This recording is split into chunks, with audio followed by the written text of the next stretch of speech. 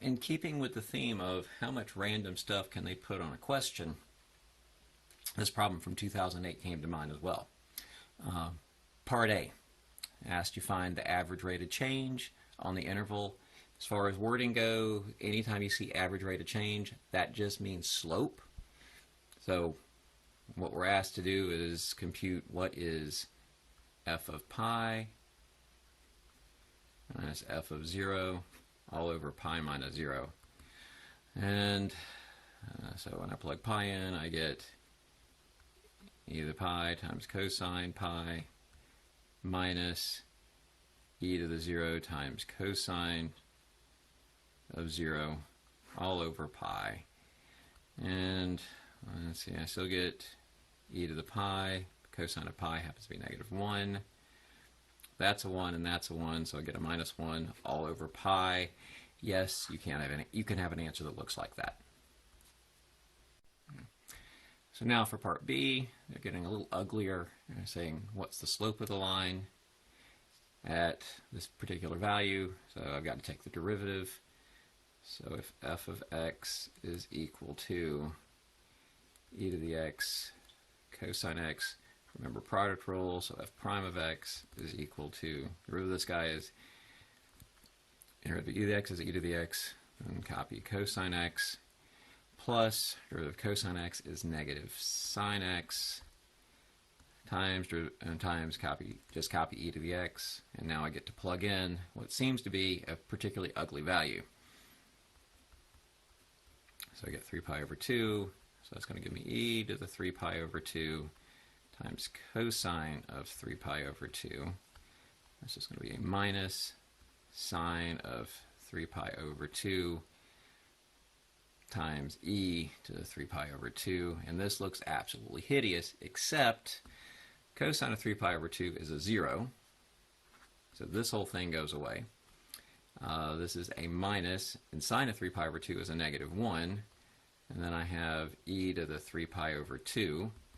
And so my answer is just e to the 3 pi over 2. And I'm done. All right, now for part C,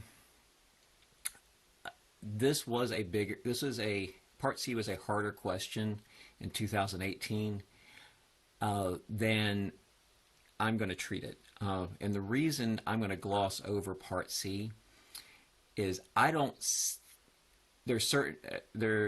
you will be asked to find, I have fairly certain you'll be asked to find an absolute min or absolute max of a function. But that function will not look like this. That function will look like a graph or a chart. But I at least want to talk about the procedure of figuring out the absolute min and absolute max. As far as this question goes, if you want to find out your absolute minimum, the first thing you need to do is figure out your critical values. So I want to know where f prime of x is equal to 0, and we've already taken the derivative. We've already got f prime sitting up here, so I know that f prime of x is equal to, let's see, that's e to the x cosine x plus or minus an e to the x sine x. I'm going to set that equal to 0. I'm going to factor out an e to the x, and then I get cosine x minus sine x equals 0. This never equals 0, so the only way this equals 0 is if cosine x minus sine x equals 0, or we're looking for where does sine x equal cosine x, and that's going to happen at pi over 4 and 5 pi over 4. Now, this you won't have to do. And if you do, you've got a calculator. I'm not worried about this algebra. I don't think anything like that will show up. What I will think will show up is they'll say, what's an absolute max or absolute min? And the way they want you to do these is make a chart. And in your chart, what they're looking for is you've got an x value, and in this case, we've got f of x. And you want to plug in your critical values, which are pi over 4 and 5 pi over 4. but you also need to plug in your endpoints. And since they've identified the interval 0 to 2 pi, you have to plug in 0 and you have to plug in 2 pi. So rather than go through all of the lovely arithmetic, I'm just going to go ahead and tell you that when you plug in 0 into the original function up here, that part's not so bad, you get 1. When you plug in 2 pi, you get e to the 2 pi. That's not so bad. These, a little uglier because you've got like your square root of 2 over 2 involved in it. This is going to give me 1 over square root of 2, e to the pi over 4, and I get a negative 1 over square root of 2, e to the 5 pi over 4. And if you're looking for an absolute minimum, there's only one value that's negative, and so our absolute minimum value is going to happen here. And so now we're going to talk about part D, which, to be honest, this is why I wanted to do this problem. I needed to talk about finding absolute max and absolute min, but if you look at it, parts A, B, and C, I don't think they'll ask those on an AP, on this year's AP exam. Part D, I think something like that could be asked because they give you information in a chart or in a graph. So let's see what we do with this. It says let G be a differentiable function, and they give us some information. They tell us that when you plug in pi over 2, you get 0. Okay, fine.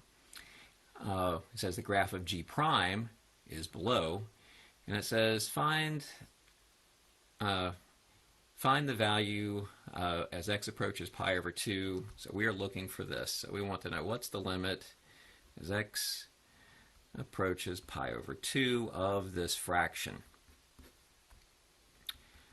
Okay.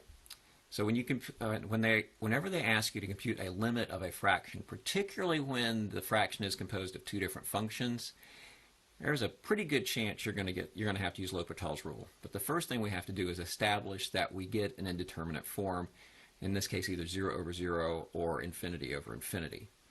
And so when I plug in, like they already told me, when you plug in pi over 2, you get 0.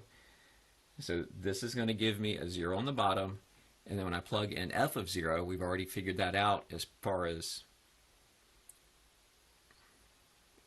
in part C, that when we plugged in, or f of pi over 2, we plug pi over 2 into this thing, because cosine of pi over 2 is 0, we get a 0 over 0. So when we plug in this case, we get 0 over 0. We can now use L'Hopital's rule. So I put the L apostrophe H, and now that's going to give me the limit as x approaches pi over 2 of f prime of x over g prime of x, which, we already know what the derivative of f prime is because they made us do that before. That's going to be x approaches pi over 2, and we know that's going to give us e to the x, and we get cosine x minus sine x all over g prime of x. All right? Not equals limit of that. So now when I plug in pi over 2, well, let's see. When I plug in pi over 2 in this case, well, that gives me e to the pi over 2. And let's see, cosine of pi over 2, that's going to give me 0. And the sine of pi over 2 is going to give me 1. And I need to know what's my slope.